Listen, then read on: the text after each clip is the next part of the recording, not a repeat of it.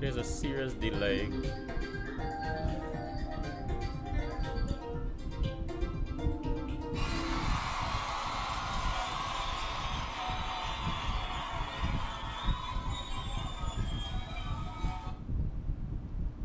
Good evening once again. I am Selwyn Collins, your host on CWS.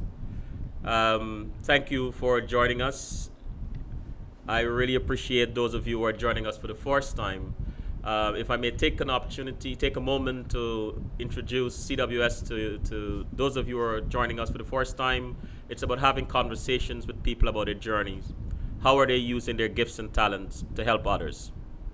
My guest tonight is Janis Rosheuvel. I'll take a break and introduce you to her on the other side of the break.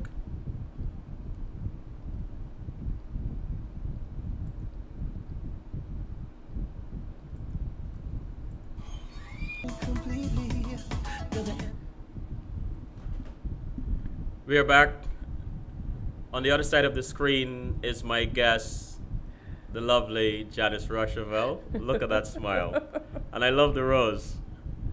How are you? I'm good, thank you. How are you? Very well, thank you. Thank you Good. for coming. Thank you for joining us. Thank you for having me. Wonderful. Are you comfortable? I am comfortable. There's a nice ocean breeze Ah! flowing by here, which is very nice. I am going to start by asking you, what makes you giggle uncontrollably? Oh, everything. Uncontrollably giggle. Stories that my family tells me. Mm-hmm. Just any kind of silliness. Lots of my friends will tell me that I pretty much laugh at anything, which is kind of a terrible thing, but it's true. Okay. I laugh at a lot. So where did you grow up? I grew up in a town on the Jersey Shore called Red Bank. Red Bank. Mm-hmm. And it was, in retrospect, it was a great place to grow up. Cool. I don't think I knew that at the time because it's like a really quiet town and, but it was a good place to grow up.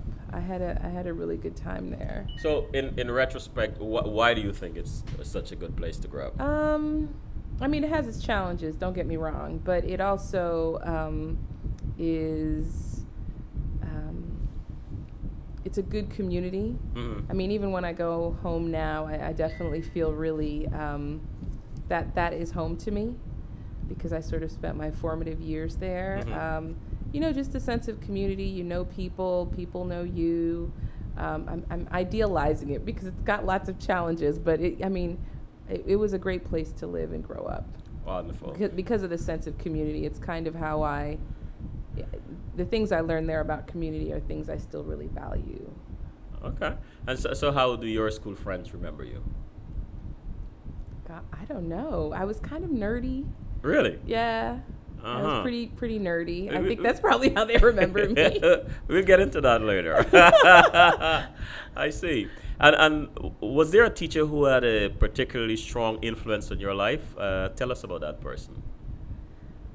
Sure. Actually, I just saw her recently. My fourth grade teacher, Miss Monty. Miss Monty. Uh-huh. Although I had so many great teachers in that school system, and they were really, they cared about me. They also taught well. They really communicated and articulated what they were teaching in a good way. I had a great teacher in high school who taught me sort of the basics of writing that I use to this day, Mrs. Betta. So I did kind of get it at the time. I wasn't getting great grades, but when I got to college, that was when everything kind of dawned on me, and I was really thankful to her because, she sort of forced me to think about the structure of writing and why it's important to communicate ideas in a certain way to really have maximum impact. So yeah, she's. There were so many great ones, but those And two. you're a teacher yourself. You're a community organizer. You've taught. Has any of her? Have you learned anything from her that have, impacted the way you teach people, or influenced the way you teach people? I'm sure like through osmosis. That Right. probably happened. I don't know if anything specific. I think I'm a kind of a tough teacher Mm-hmm. in some ways. Okay. And she was really kind of uncompromising in how she graded and what she expected from us as students.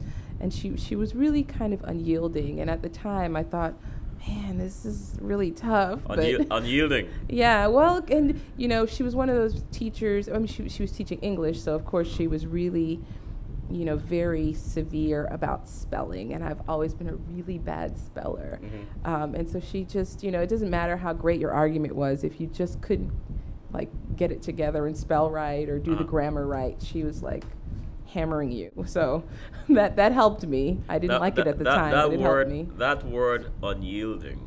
Mm. Can I say it's like a living epitaph on your personality?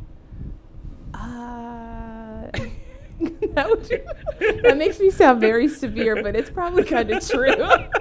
It leads me into my next question.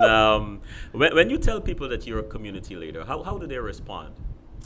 A community organizer? I don't know. Yeah, a community organizer, sorry. I think some people are kind of confused. I don't know if they know what that is. So I always will say, I'm a community organizer. And like, what does that mean to you? Well, tell us. Well, to me, it's about you are in community with people, you're working with them to try and realize some kind of change and transformation in the community. So it's about many, many things, but I think some of the core aspects of community organizing are really about kind of meeting people where they are. Like if they're in a moment of crisis, you kind of meet them in that crisis and then work with them in solidarity, not in a sort of I'm leading you way, but in a way that we are working in concert to try and realize change in our community. So what was your first experience as a community organizer? Man, you remember? Well, I was always kind of doing social justice-y or stuff in school. Probably the first effort that I was involved in around community organizing, and I wasn't an organizer, but my dad was a great organizer and still is, organized the county's first soup kitchen over there in Monmouth County where we grew up.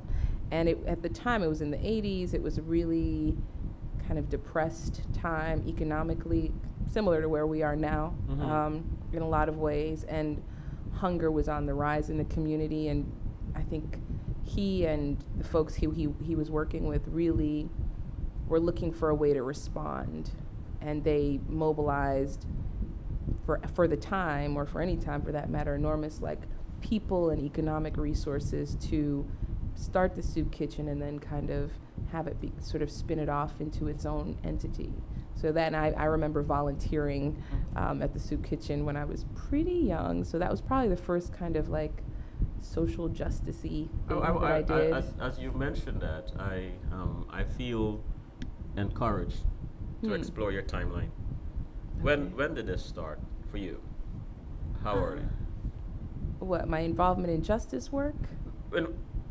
Involved, well, we can say just involvement in community organizing.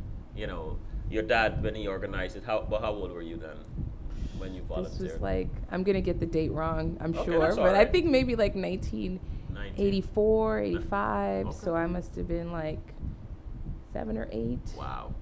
9 maybe. So it was a long time. What would you say is a community? What's a community? For me, a community is a place where everyone has what they need. A community is a place where there's an abundance of love, resources meaning time, money, people, energy. Community is a place where you can be challenged, where you can grow. It's a place to sort of become your best self. It's a lot of things. I like that. I like that. So, what was a defining moment that propelled you onto the career path you're on now? Wow. Defining moment? I don't know. I feel like in some ways I kind of was always driven by issues of justice. And so I don't remember a time when that wasn't the case. I think I started thinking about what was happening internationally.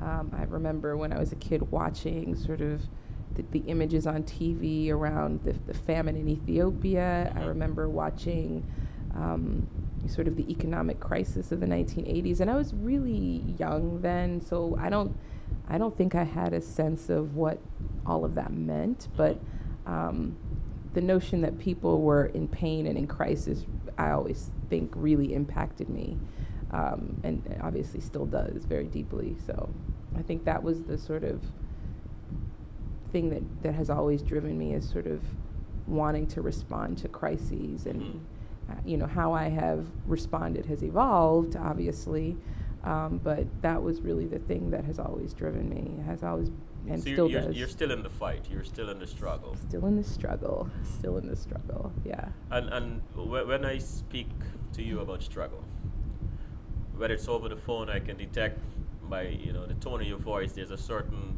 energy. There's a positive energy. Now watching you and I mention struggle, you light up. That sounds terrible. No, but they're good struggles. I mean, yeah. Many social changes that we benefit from today is as a result of good struggles, of positive struggles. But what does it mean to you? What are you present to, and why do you light up so much? Yeah, I mean, I'm not one of these people, and this kind of dawned on me a few years ago. I'm not one of these people who thinks that, I'm a believer in God, so I don't think God put us here to be happy. That's not the sort of, well, he didn't put me here to be happy, or she didn't put me here to be happy. I feel like we're here to respond to a call. And for me, that call is about, without sounding kind of too bombastic or crazy about it, the call is really about responding to injustice. So for me, struggle is a very necessary part of, our humanity. We're all called to be part of that struggle. I light up because it's one of the most important things in my life. It's the thing that, drives me to sort of realize not just the struggle, but to actually win things and win change. Those things are important to me. Some of the most important things in my life. I had the honor of meeting your mom. Yeah. And she She's was warm great. and friendly. She is. She's wonderful. Right? Yeah. Very touching. And I met her before I met you. Yeah. When you think about her, what comes to mind? Wow, so many things. I think about what a great role model she's been and continues to be. I think about the sacrifices she's made for her family, for me. I just think, she and I are so similar in a lot of ways. And that means sometimes we butt heads. Right. But I just honor her because she's so intelligent. She's, I always say my dad really kind of opened my mind to social justice, and my mom really was the one who taught me about kind of the justice of dealing with people as human beings, the sort of one-on-one justice in the world that is so important to like building communities and building movements.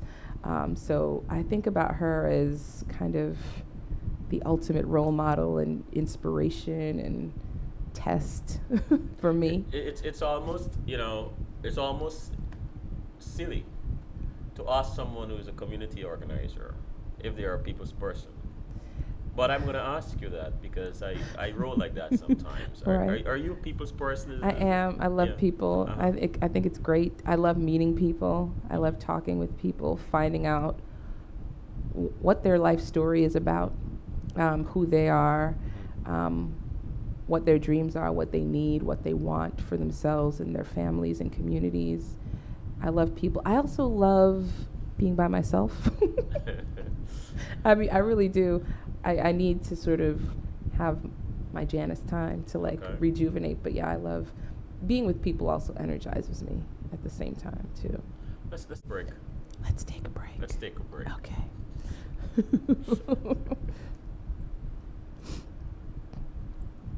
Am I?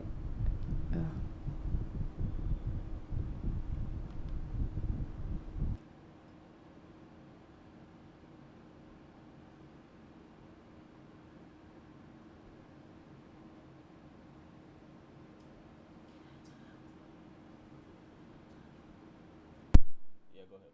Okay. So am I?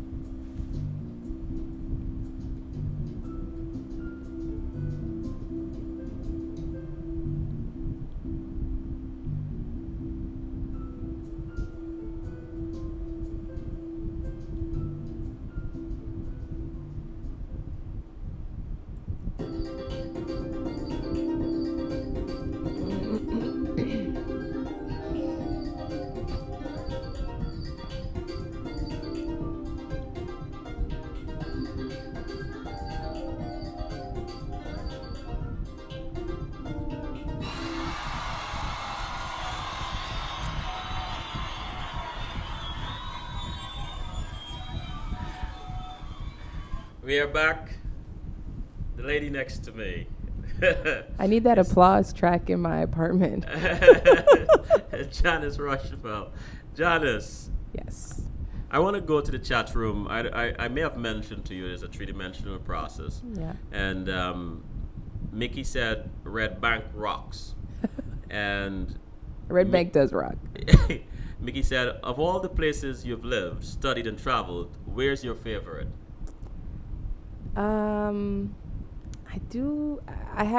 I spent about 6 months trying very hard to learn French when I was in Paris. And I really it was a beautiful place. I had a great time. So that's probably one of my favorite places. But the place I think of is, I don't know if it was my favorite place, but I met some of my favorite people there when I was in graduate school in the UK in Northern England. So it was kind of a difficult place to live, but I had some of the most kind of rich experiences, meeting people and sort of developing emotionally. That was a great place. Oh. I mean, I love New York, of course. Let me say that.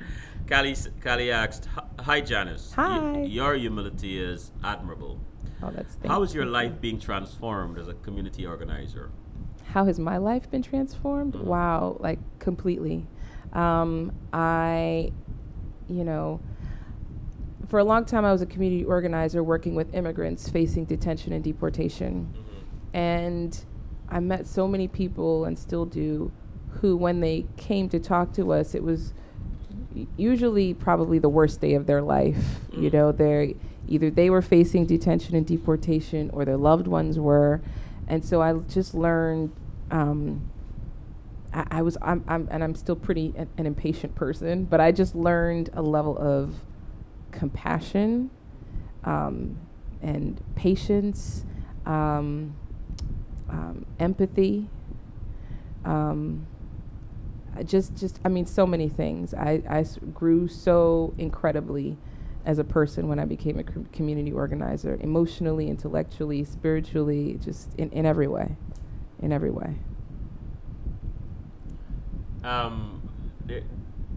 Let me shift back to a question. I'll go back to the chat room in a second. Whose voice do you hear when you think of your parents, and what is that voice telling you?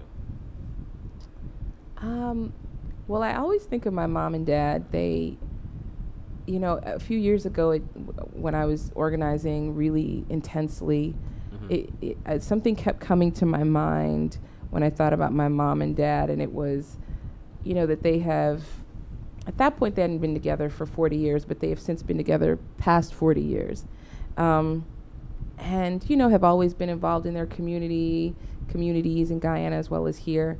And I thought, wow, I didn't realize how admirable and inspirational it was to just get up every day and try really hard to live with integrity. And that's, when I think of them, that's what I think of. Integrity. I like meaning that. Really trying hard to be honest, do the right thing. That's a hard job. I like that. It's a hard thing to do. I like that. Callie asks again, are there common themes across the globe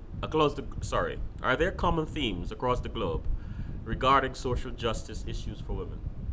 For women, certainly. I would say what's sadly common is the sort of second-class citizenship that women face not almost, but in every part of the earth, right? So, and it's realized in different ways, obviously. In some places, it's about pay inequity, like in the United States. Right.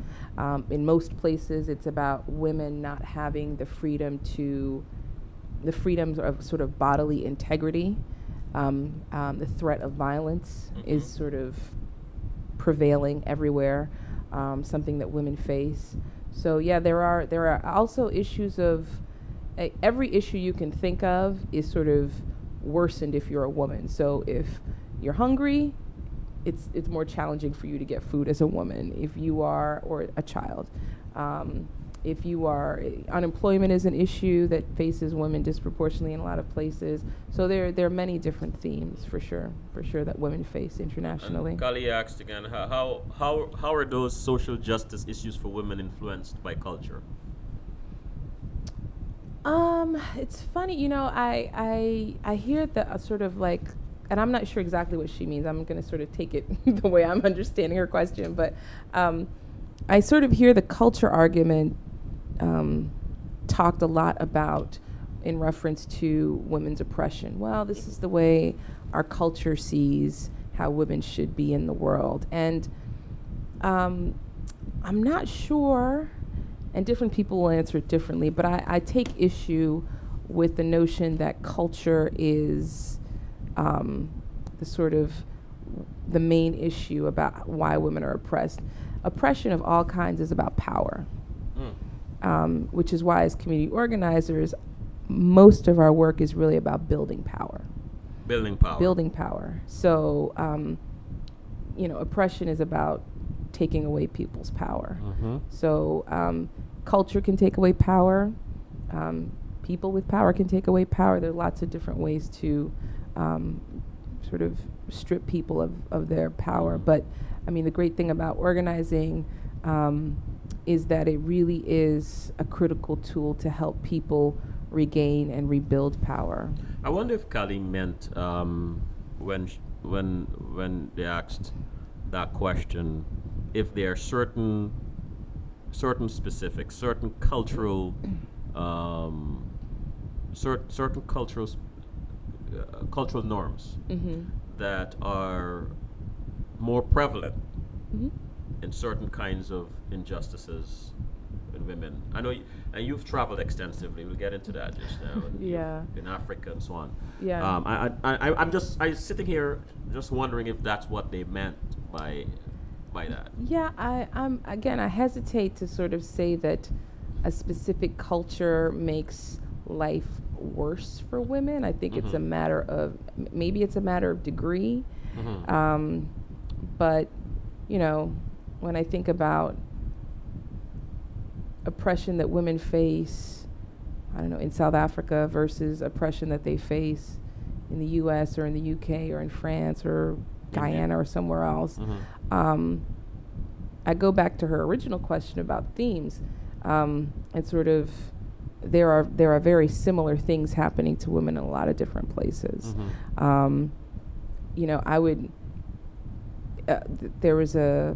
There's a high incidence of rape in South Africa, for example, and a low incidence of really prosecuting rape. But when you look at the U.S., our incidence of rape and prosecuting rape isn't great either. So I think what is true is, now we have, some people may say, although I could question that too, that we have a system of justice that might be, sort of more able to hold people accountable, but I would challenge that as well. So I think, what's happening in South Africa is in a lot of ways what's also happening here, and in other parts of the world too. And what issue are you most passionate about? All of them. It's almost unfair, right? Well, and the thing is, I spend a lot of time, right now my work is really focused on racial justice and racial equity.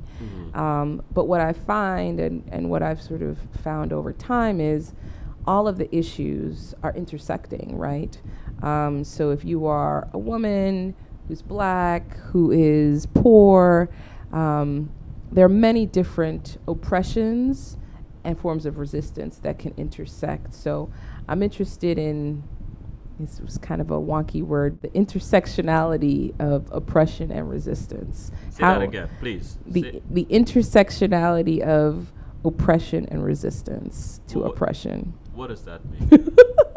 You're like, what? Break it down. Break it down. So, I mean, I think if you are, like I was saying, so if you are a woman who is poor or working class, and you are, I don't know, a lot of things. So how you are as, what your race is, what your gender is, what your class is, all of those things impact your ability to gain power and move forward. So it's not just sort of one issue that is really crucial for us to organize against and attack, but it's a daunting task, but all of them really are what we need to be addressing. I know it's sort of terrifying to think about that, right? But what drives you? I mean, what keeps you going with all the obstacles that I can imagine coming your way? Right. What keeps you going? Well, I used to say it was my rage at injustice, but I'm learning very slowly that I went to a great workshop this weekend, and people there were talking a lot about love, and that I I'm still, I feel a lot of rage when I see what injustices are sort of playing out in society, but I also am more and more kind of turning to my love for people, my love for humanity, and hoping that will be a driver and kind of sustain me, because rage isn't bad. I don't think I'm ever not going to have rage. Right. But love is also very important. Let me ask you an abstract on that. If you had your warrior, pretend, Okay. and you have two quivers of arrows. One says love. One is quiver of love, arrows of love. The other arrows of rage. Which one would you reach for first? Can I have them both? No. No. No. I Choose mean, one. Choose one. choose one. Which one do you think will be more impactful, more effective? If your objective is to eliminate or eradicate the injustice, but at the same time, again, that word community, encourage community where everybody. Yeah. I mean, I think it has to come from a place of love, and that is Love. something that I am slowly coming around to. You're getting there. Yeah. Yeah. It's hard when you see all the injustice in the world to not sort of Yeah, I know. come from a place of But rage is anger. not a bad thing in the sense that it's I may venture to say it's like a positive energy, It can be. Yes. It can be. But then you have to know how to channel it, Yeah. but first let me just congratulate you on your Fulbright scholarship. Thank you. 2011 to 2012. Yeah. You studied in thank you. South Africa. I What did. led you to go to South Africa? I can give you the fancy answer, or I can give you the real answer. Look, this is your moment. You give me whatever answer you want. It's okay. Well, what led me to South Africa was, after organizing, I was exhausted. That's what led me there, really and truly. I thought, I have to, that sounds terrible, right? I know you want like a fancy answer, but I was exhausted. Being enraged all the time is an exhausting matter, I love your honesty. I love that. So I was really looking for, I thought, okay, I'm going to take a break from organizing. And I was like, okay, I can go sit on my mama's couch for 3 months, which is kind of what I was going to do. Right. And then I thought, well, I can apply for this grant and maybe I'll get it and we'll see. And it was kind of a long shot when I saw sort of who got the Fulbright, the kinds of demographic that gets the Fulbright. I am not that demographic, so it was a fluke, but a necessary one. It was just an opportunity for me to take a break from the work I had been doing, but also go to a place that had such an amazing history of social movement organizing, and just learn from folks there, which is what I did. It's amazing how the heart draws us to certain things. You were taking a break from organizing, but yet you were going into an environment that is known for that. Right, totally. Very interesting. So the chat room calls me again. And Jillian said, oh, that's my sister probably. okay. Are there any views you held previously that have since changed because of your organizing work? Yeah, lots. I think I before I really started organizing intently, I did not understand what it would take to actually change things. I think I was really, I don't know if I was naive, I was just clueless. This is interesting. I really was just clueless. So I think I have. Yeah, I used to think, and I was exhausted by organizing, because I was running the race like it was a sprint, and I didn't understand that we are in a long-term marathon struggle, so that I have to think about how I work differently, and also think about that we have time to infuse our movements with love and compassion, and not just let's just work as hard as we can for as many hours as we can, but just doing it differently. That's What would you say caused this transformation? being exhausted. Being exhausted. Totally. Wow. It was a really because I really thought I could keep going, Uh-huh. and then I was just worn out. And then at that point, my perspective had to change. It was. But here's the thing. Here's the thing I want to ask you, and you're very experienced in this. Change can be subtle, Mm-hmm. and then it can, like growth. You almost impossible to recognize when Right. growth is taking place. Right. Or it can be, or change can be grand. Now, as a community organizer, Mm-hmm.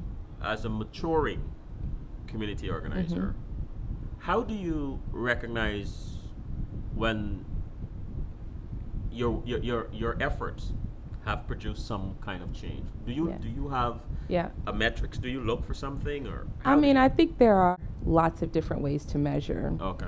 And that was certainly one of the things that I sort of learned. You know, if you think about, for example, the civil rights struggle, the struggle for black freedom in the U.S., or even the apartheid struggle, there were huge moments in Right. those struggles. The winning of the Montgomery bus boycott, for example, or the end of apartheid, many things. But those were kind of signposts. There were so many wins along the way. And that's kind of what I discovered in organizing, is that, if we don't get the senator to sign our petition today or to receive our petition today, if we make his life really uncomfortable, that's a win. If we are able to do community education seminars in 12 different communities, that's a win. If we're able to mobilize people to become leaders in their communities, even if it's 2 of them, that's a win. So there are all these sort of smaller pieces that lead to those grand moments that you talked about. So do you identify them pre or certainly. Okay. There is. I mean, one of the things I learned as an organizer is research and planning is just about everything. And we have a lot less resources than the folks we are fighting, so we've got to really be on point. I like that. I like that concept of a thing. Back to the chat room. Mickey said, the Red Bank demographic has changed somewhat since you were a child. Are there any similar issues to what you have experienced? Do you plan to address those issues? In Red Bank, so Red Bank is really different now. Where I grew up in a neighborhood that was black, working class for the most part, and it was a great place to grow up. It's mostly now, a lot of black folk have left, and it's mostly now Latino, mostly Mexican. And it's a lot of the issues around immigration that I'm dealing with in New York and in other places are very much present in Red Bank. Do I plan to deal with those issues there? I could, but I don't know how I would do that. I've done some sort of interviewing there to kind of just understand what's happening there, but it's remarkably similar to how immigrants are experiencing life in most parts of the country. So in terms of being targeted by police and sort of experiencing difficulties through wage theft and labor exploitation, lots of different things, housing exploitation in housing, lots of different things. And Jillian said, intersectionality is a great word. Callie said, rage is a necessary good to call attention to an issue of social injustice. So thank you, Janis. You are living your purpose. Yeah, my mom sometimes will say to me, "Why are you so angry?" And I say to her, "I'm making up for everybody else's lack of anger." Mickey said, "Hold it. You're exhausted and studied on a Fulbright? We need to talk." Well, you know what? I was looking for, this could sound terrible. I hope nobody from the Fulbright program's listening to this. But I was like, I need to get away, and I'm not independently wealthy, so how can I get away? That's how I got away. At least you're honest. Yes. And Kali said, "Love is the catalyst for healing to effect transformation. Much appreciation for all you're doing." Thank you. Thank you. How did your experience in South Africa, in East and Central Africa, shape your views on working in South Africa? You know, I had only spent a little bit of time in Africa before I went to and lived in South Africa. And it was a very, I had been in, like you say, East and Central Africa, Burundi, Congo, Tanzania, and I didn't know what to expect in South Africa. Like, I knew that at the time apartheid had only been sort of officially over for, I think, 18 years. And so I knew that a lot of the legacy was probably still around. So I would say that my visits to other parts of Africa did not at all prepare me for South Africa, because South Africa can be a difficult place.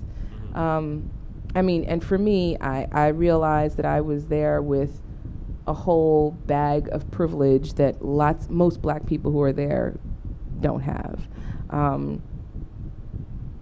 Even with that privilege, it was still a challenging place to live. In a lot of ways, a lot of the structures of apartheid around housing and education and economically are very much still in place. So it was amazing to see and inspiring to see all the folks, organizers, who were, I go and I find my people, who were really just working so hard to continue undoing those structures. So it was a very different experience. I don't know if I had any sort of grand expectations, but it was a challenge. Did what you see enrage you?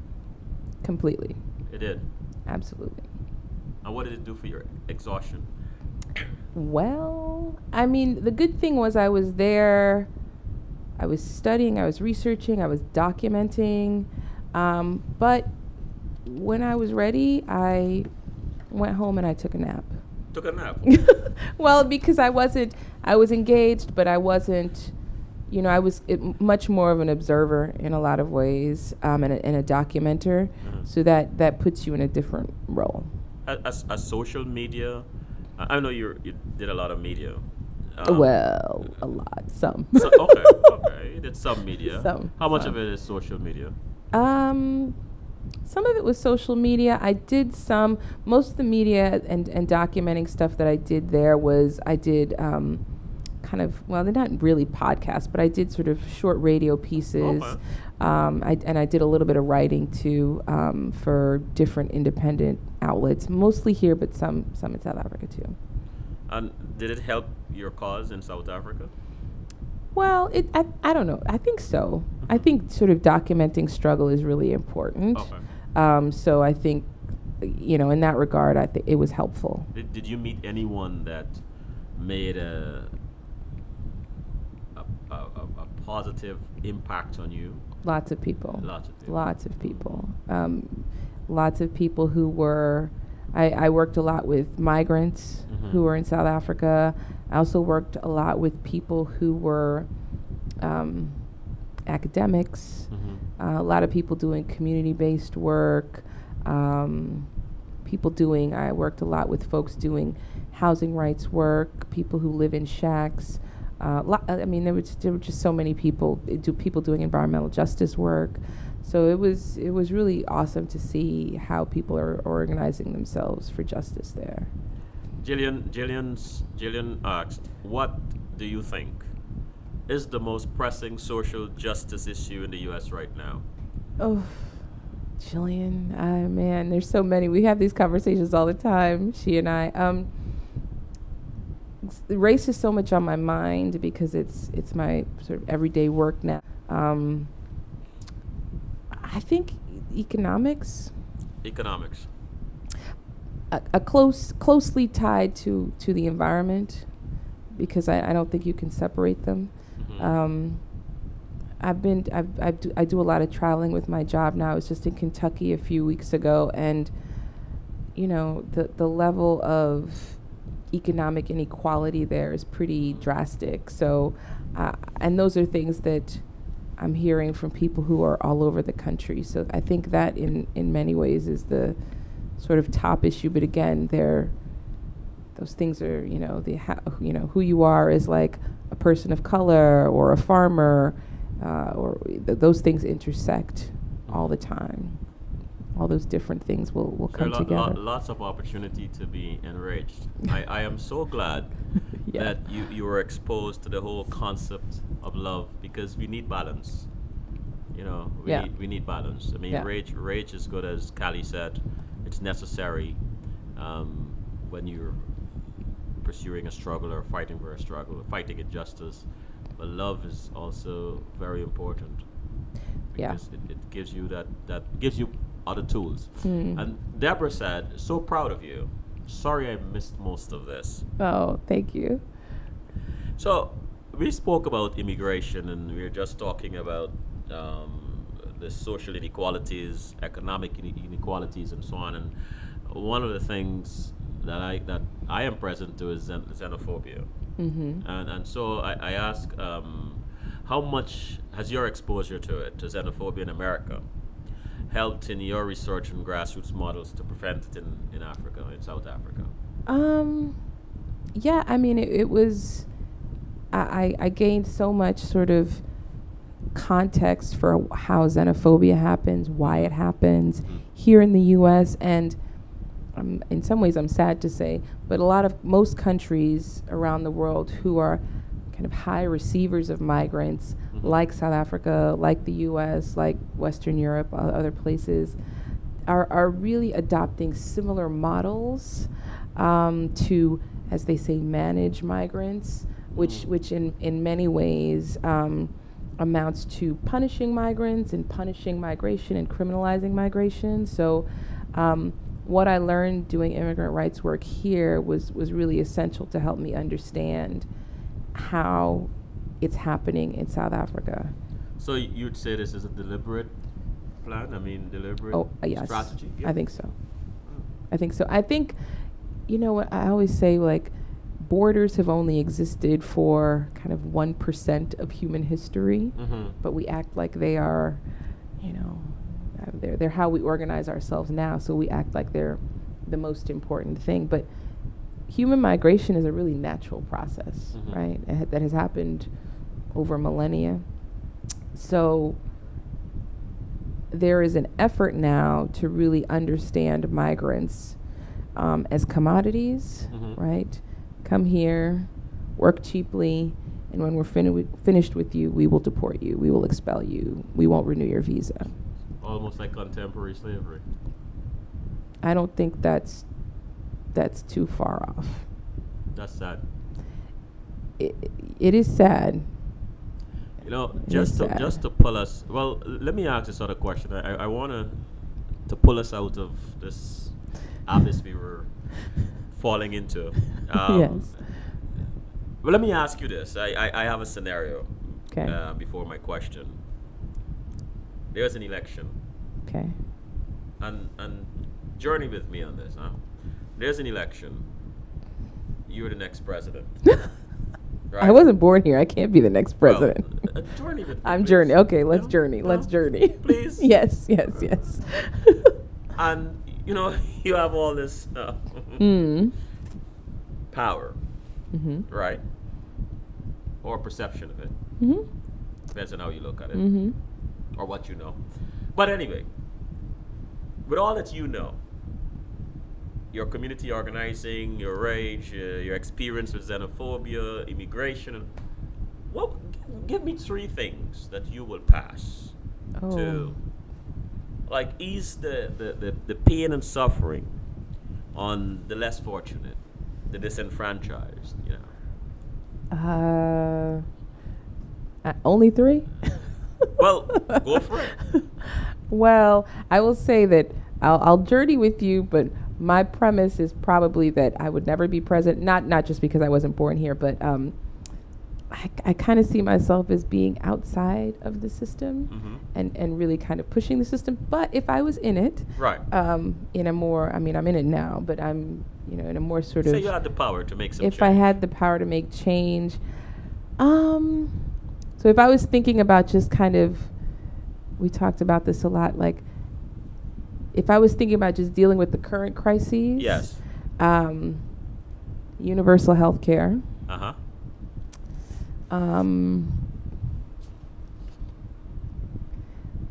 This is going to be controversial, but legalizing drugs and regulating them. What drugs? All of them. Mm-hmm. And I would punish those bankers that ruin the economy. I am sure. Those are just Band-Aids. I get that those are just Band-Aids, but no, that's all right. That's all right.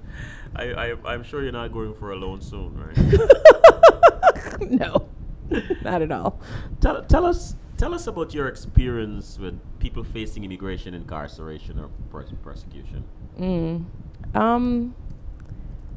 Yeah, I worked in an organization called Families for Freedom. It's a great organization based here in New York. That it is an organization by and for immigrants who are facing and fighting deportation and detention. And it was very harrowing and intense and heartbreaking and difficult work. But it was also really inspiring to see people who are in detention and they're writing their own legal briefs and they're winning their cases and they are holding the system accountable for destroying their families. For sure. Let's take a break. Okay. Right? We need a break.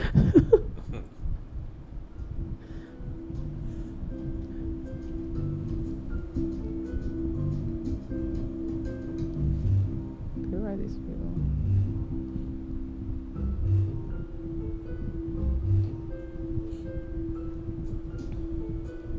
Jillian, she's so funny.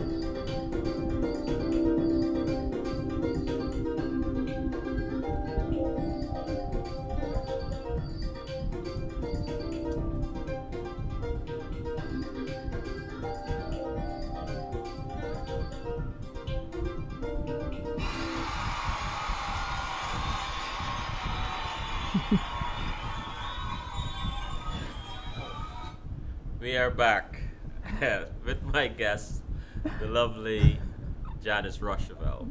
Hi. Hi, Janis. How are you holding up? Holding up. I'm holding up. Good. Callie said regrets that I must leave the chat room. Janice, you are amazing and truly a gift to us. Oh, thank you. Thank you. And Jillian said, universal health care, right on. This Jillian is a wonderful person. She is. She is. You should have her on.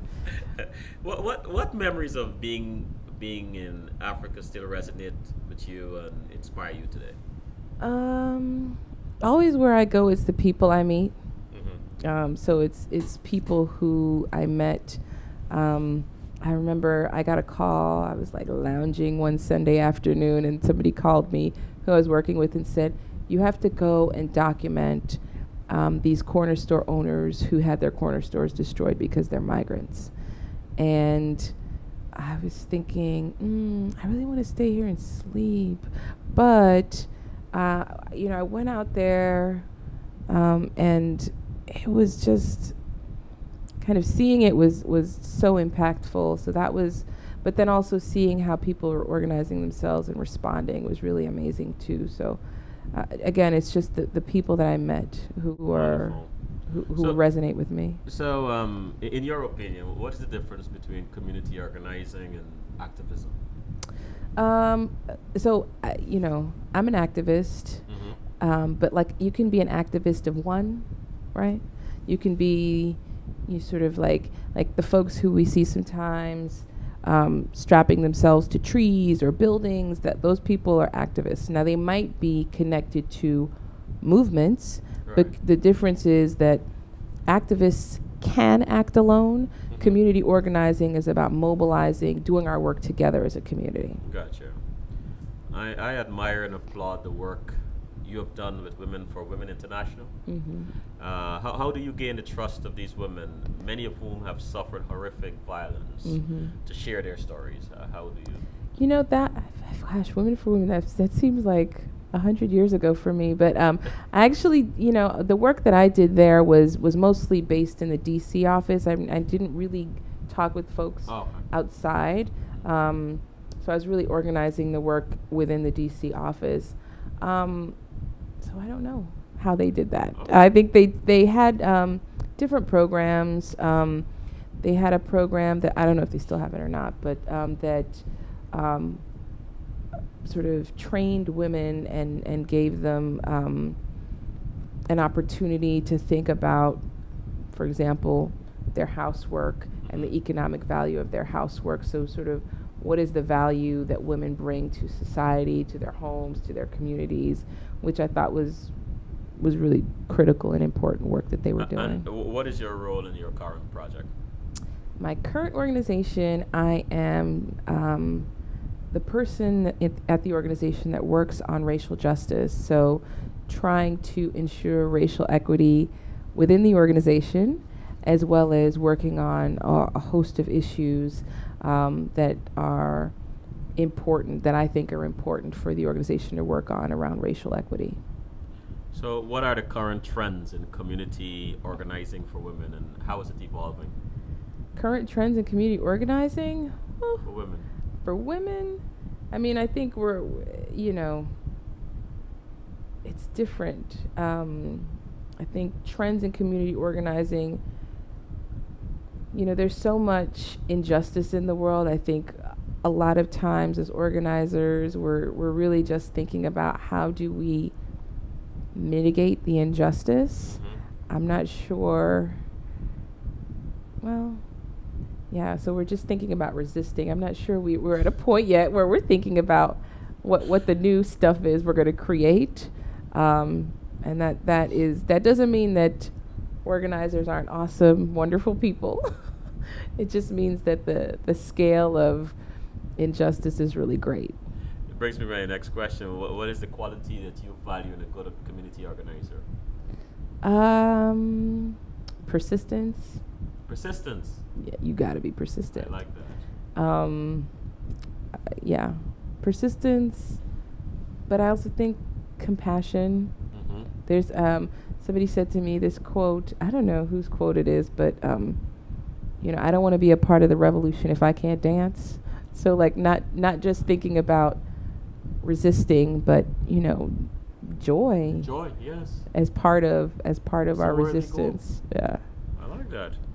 And how would you describe your career to 13-year-old girls that excites them and makes them want to learn more? Wow. I let's see. I would probably say I work for justice. I would probably ask them what they thought that meant, and what have they ever done work for justice, and why that work was important to them. But I would say that I work for trying to not just make the world a better place, but not that that's bad, but trying to ensure that everyone has access to enough. Has access to enough. How could I listen to that and not read Jillian's statement? Universal health care, right on. And Mickey said, your energy and commitment is inspiring. It is an honor to have watched you blossom over the years. Peace. Oh, thank you. And that's beautiful. Thank you. Thank you. That is beautiful. That's truly beautiful. That is beautiful. Thank you. And who are your heroes or heroes? Well, my mom and dad, of course. All the women who came before me, I think about my grandmothers, my aunts, and all the women who I didn't know, but who sacrificed so that I could be where I am, have access, and have the ability to do the work I want to do and need to do. My heroes are also people, sort of elders in the social movement world who have stayed committed over many, many years, many exhausting years of struggle. I'm more and more often kind of looking to them and seeking mentorship and inspiration from their work and their struggle. It's based on what this show is about. It's informing and enlightening people and encouraging them to step beyond their limitations. That I don't ask you about mentorship and role models. What is your take on mentorship? How important it is to you? It's so important. I think, I have a really great mentor. His name is Subhash Katil, and he's one of many, but he's really the person who kind of deepened my consciousness about community organizing. And it was through kind of really concentrated one-on-one mentorship. And it was the first time in my career that I'd ever had that. And I knew that before then sort of something was lacking.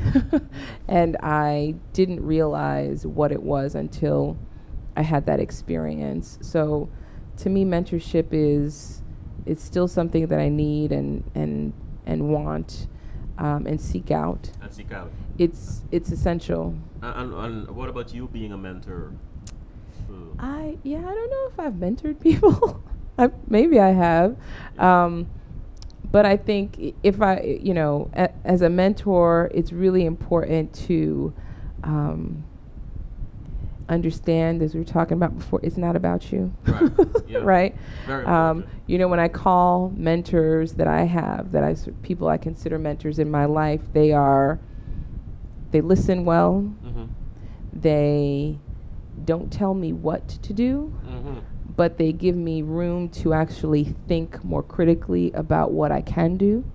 And if I say, I need advice, I need you to tell me what I should do, they might give me a suggestion, but then really help me understand that it's all up to you.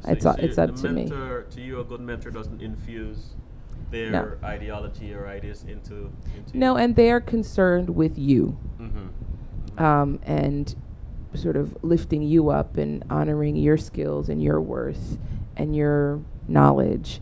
And so they're not trying to dictate to you, but they're really trying to help you kind of realize potential in yourself.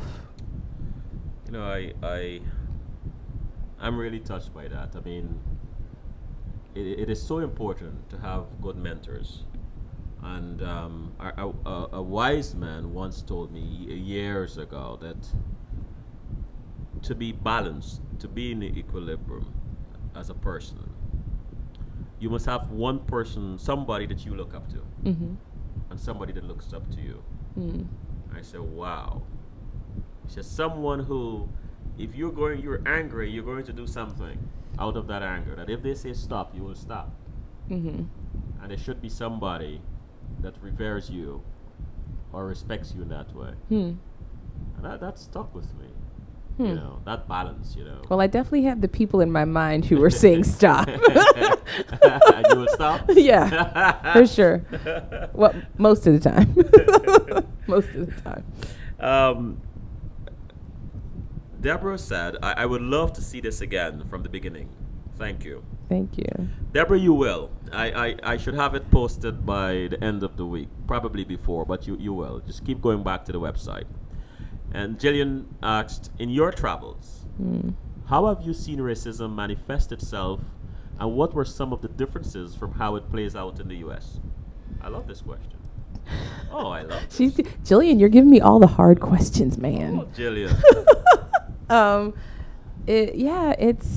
It's sadly present all over the world.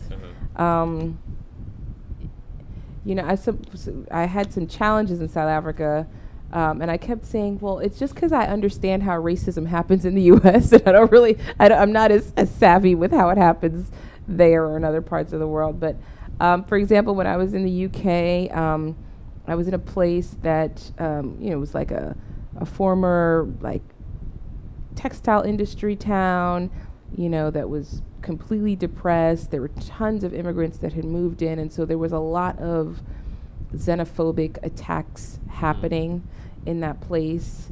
Not so much when I was there, but prior to my getting there. So that's one way it's manifested itself. This sort of xenophobic attacks happen in South Africa. They certainly happen here in the U.S. Differences, I see more similarities, I guess. Sure, there are differences, I guess, around, who the xenophobic attacks are targeted against, maybe. But I definitely see more similarities Okay. than I do How long you differences. spent in South Africa? A year. A year. Mm-hmm. Was it transformative? Yeah, I would say it was Yeah. transformative. What was the greatest lesson you learned? Or Mm-hmm. one of the lessons you learned? Man, so many. So much of it, it was because it was sort of my escape in a way. I spent a lot of time really just with myself. So I spent a lot of time, I don't know how this is going to sound, but sort of meditating and being in prayer and contemplation. And I spent a lot of time reflecting on my time organizing here in New York. So I was transformed in the sense that I really came back with a sort of diehard mission of trying to do organizing in a different way, in a sustainable way, so that I don't run into burnout again or as quickly.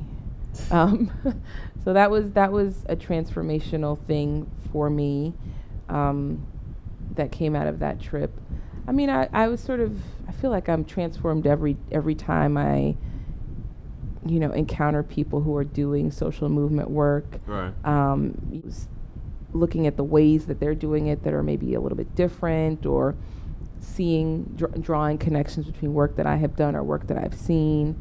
So that stuff is sort of constantly transforming my perspective and what I think is possible, or what could be possible. I'm honored to be sitting in the presence of a community organizer, one so astute, That's very kind. one so passionate. And so I think of some names. I think of Rosa Parks. I think of Winnie Mandela. Mm-hmm. I think of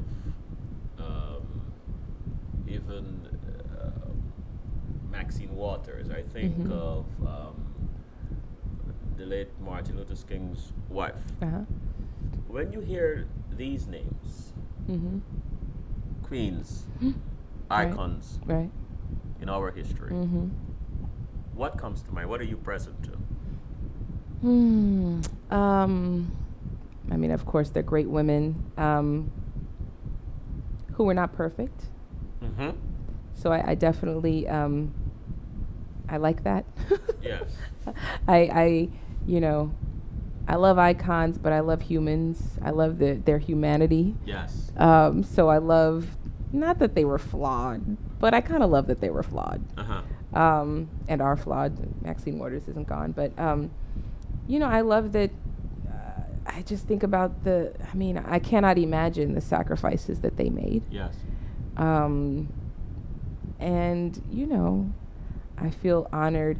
I cannot shine their shoes, so I could not be mentioned in the same breath with them. But I feel honored that I could learn from them and be standing on their shoulders. Honestly, yeah. I like that. I want to take a break. And before I go, I want to read Mickey's statement. Jillian, remember, payback. Exclamation, exclamation, exclamation, exclamation. Uh-huh. I don't know. Maybe there's a private thing. I don't know what that means. You, Mickey, and Jillian. I don't know what that But means. But maybe I'll learn after this show. I want to take an opportunity before we go on a break to speak a bit on a part of CWS that I am going to unfold in the next several weeks on youth. If you are on the website, there is a page called Youth, and the reason for this is because I believe in such a thing called positive peer pressure. I believe that, and what the page does, it highlights youth who have been on the show, will be appearing on the show, and then there are many more to come. And the reason why I'm pushing this is because I believe that there are many young people around the world who are suffering from different things, insecurities, social inequalities, prejudices, and all these different things. And I believe that not only adults can inspire and encourage them to step beyond their challenges and limitations, and this is where the whole concept of positive peer pressure comes in. Their peers, other young people who, regardless of their circumstances, are doing positive things, are doing extraordinary things. And I want to use that as a beacon, so to speak, to shine a light on how important it is to believe in yourself, to be confident in yourself, and to step out and do extraordinary things. I also came up with an acronym called POP, and it means two different things: power over prejudice and position of power. So when young people say to me, I will pop, I believe them. When they say they can change things, I believe them, and I am encouraging you and I'm asking you to believe in them too. So, in your spare time, please visit the site. I will continue to add photos of young people who are, promising and who we should be paying attention to and encouraging. And now, I'll take a break.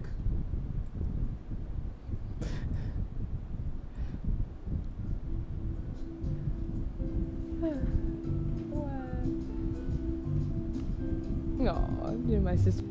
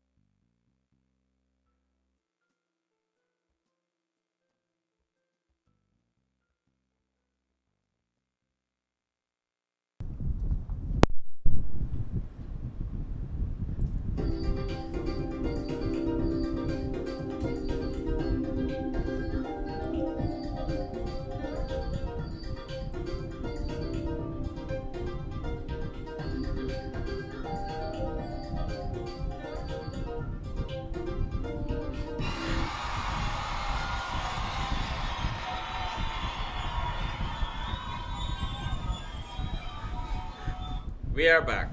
Hello. My sister.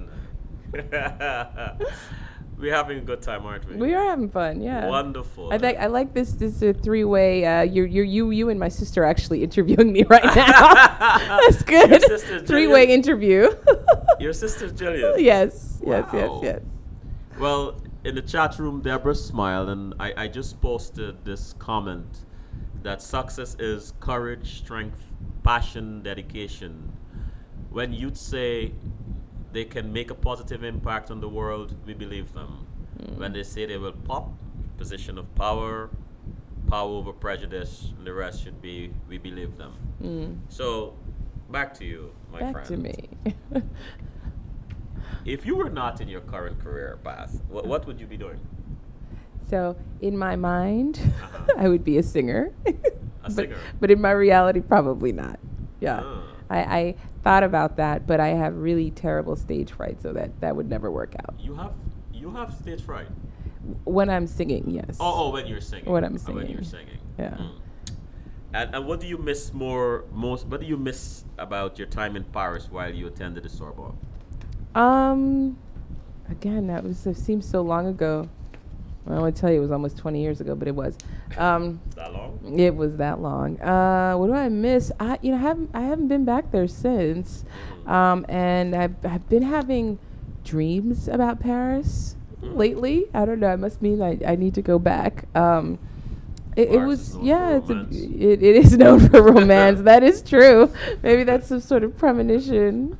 Yeah, it was a great time. It was really fun, and I even though I sort of, French is hard for me. I miss just the mechanics of having to really work in another language all the time. Was it très difficile or something? C'était très, très Oh, difficile. that's right. Yeah, I had a French tutor. It is, but my friend said to me when I went to Paris, she said, "It seems like you like putting yourself in difficult situations." Well, maybe. That may be a blessing for us. Maybe. You know? Maybe. And where do you find beauty?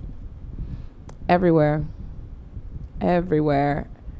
People, nature. Mostly people, though. Mostly people. Mostly people. Yeah, I just that. think people are great. I look at them on the subway and I think they're awesome and Yes. beautiful. Everyone is beautiful. Everyone is beautiful like to that. me. So love, forgiveness. What is your favorite journey? Like travel. Yes, could be. Let's Favorite journey? I'm on it, right? I'm living. Yeah. That's it. That's it. I'm alive. Every day I wake up, I'm like, oh, still here. Hallelujah. You're not gonna get away with this. What is the favorite part of this journey? Of life? Yes. I don't know, like the ability to connect with people one-on-one, but in big groups too, but mostly one-on-one. One-on-one. Right? Having that sort of just human connection, there's nothing better than that. Oh, food is great too. Food. Yeah. So what are you looking forward to during this summer? Resting, not traveling. Resting. Yes. Well, yeah. Okay. Well, staying in New York. Let me say it like that. Okay. Staying in So New York. If you get an invitation to go to Paris, you're not gonna go? No, I'd go. I guess it would depend on who's inviting me. Oh, excuse me. But probably I would go. Okay. But I've been traveling so much with work that for these months I'm really excited that I will be in New York. Yay. Mickey said, clarification.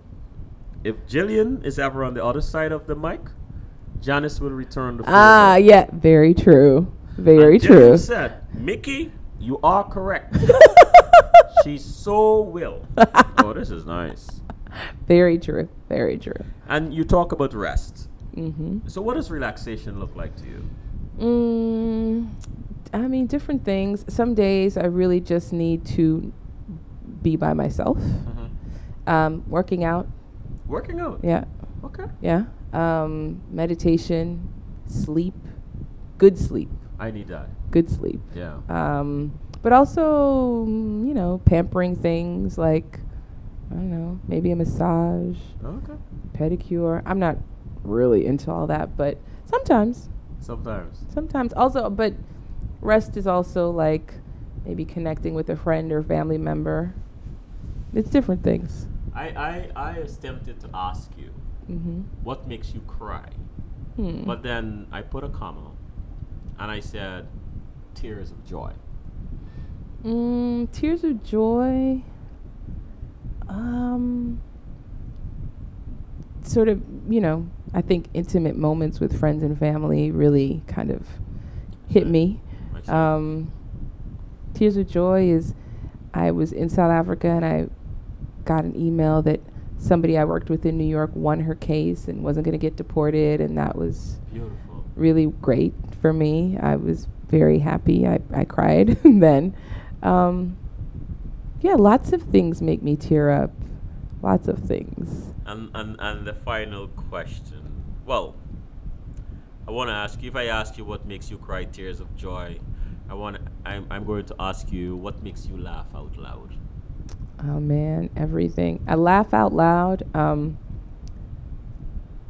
Just humanity, people doing silly stuff on the train. Yeah. I just Who can resist? think it's hilarious. People do some goofy stuff, but a lot of the stories that my mom, my dad, my grandmother tell me from their lives, they just have a way of kind of communicating that humor that's really awesome. So. And the last question. Mm-hmm. What brings out the child in you? God, being near my mom sometimes. Wow. Yeah. Always well. Yeah. Hmm. Yeah. I am going to ask you what I ask all my guests. Mm-hmm. To take us out. Time crept up on us, and it's 10:03. Wow. Yes. Take us out with a few words of wisdom or advice, or yes, I know you can do this. Wisdom or advice? I usually think of in the morning.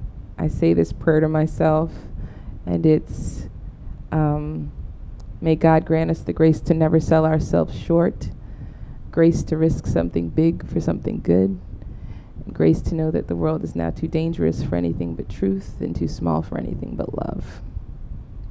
Wow. So that's kind of. Thank you for that. I You're hear welcome. 4 graces, and grace is such a very important thing in life. So often we forget to be grateful, right? And so often we get angry with things, with process. Mm-hmm. You said you're a believer. We get angry with God, and sometimes what we consider to be cruelty is really grace. And often it's not until later on, much later, we realize that the thing you were prevented from doing or seeing or knowing was God's grace rather than cruelty. Right. So, and you mentioned, you talk about injustice tonight. And that is so important to fight for injustice. They say where there's injustice anywhere, none of us, there's justice for nobody, actually. Right. And the other thing you mentioned was integrity with your parents, when you think about your parents. And that's such a powerful concept, both as a moral construct and a universal principle. And in a universal principle, I mean in terms of if you tell someone you're going to be there for 2:00, you're there. Say you're going to return a call, you return a call. That's integrity too. If you say you're going to do something, you do it. That's integrity. And I think when we have integrity, both aspects of it, life becomes simpler. Then people around you can trust you and depend on you, and you've seen that. You're a community organizer. So I want to say thank you. Thank you. It has been a pleasure. Thank and an you. honor. Thank you for having me. It was good. Now you're part of the CWS family. I am. You're going to be up there as one of the women of CWS. Please do spread the word. And, ladies and gentlemen, again, the concept, the youth section I can't emphasize enough how important it is to support that. Our youth are our future. And I'm very passionate about this, very committed to it. But keep checking on CWS and you will see the evolution over time. Thank you once again for tuning in. This is Selwyn Collins of CWS saying good night and God bless.